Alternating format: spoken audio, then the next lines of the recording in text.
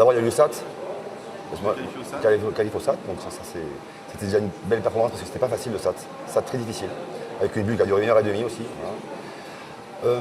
Le Day 1 a été très dur pour moi. Très dur avec un départ catastrophique où je passais pas un coup, où j'ai fait des calls mauvais, où j'ai mis 4 heures à rentrer dans mon tournoi. Peut-être que je me suis fait masser le matin, le massage c'est pas conseillé avant un tournoi, j'arrivais pas à rentrer dans mon jeu, j'arrivais pas à faire des bons reads.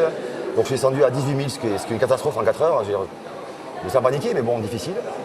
Et puis je relance mon tournoi d'abord sur un New York bag raise qui marche, où je prends un pot à 14 100 showdown. Et ensuite un gros call river où je double sur un call river avec 5e nuts, mais bon, le mec il me met la grosse pression et là ça me remet en confiance. Je finis le tournoi à 86, ce qui est moyen pour un premier day 1, mais c'est déjà ça.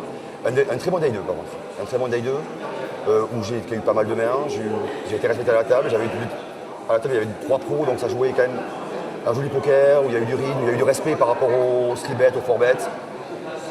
Et donc un bon day 2 où je suis monté à 300K. Il restait 33 jours à l'est à ce moment-là, donc l'UTM était à portée de main.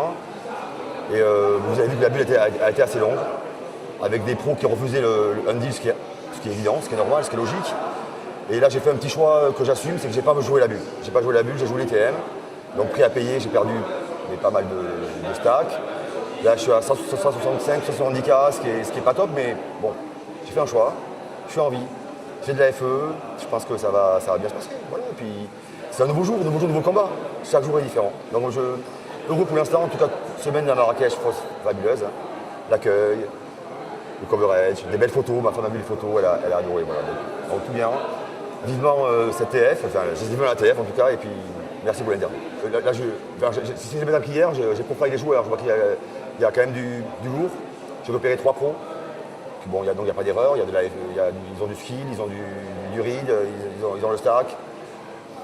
Et puis après, je ne connais pas trop, mais il y a 2 Français que je connais en parlant. Il y en a un qui est un semi-pro à Ibiza, donc bon, ça joue. Hein. Enfin, en tout cas, j'ai trouvé quand même le niveau vraiment élevé. Vraiment élevé sur le main, sur les sites. Le main quand même assez élevé. Avec beaucoup de joueurs qui font des bons push, des bons calls, des bons reads. Enfin, ça joue. L'élément est simple, c'est que j'ai pas un gros stack.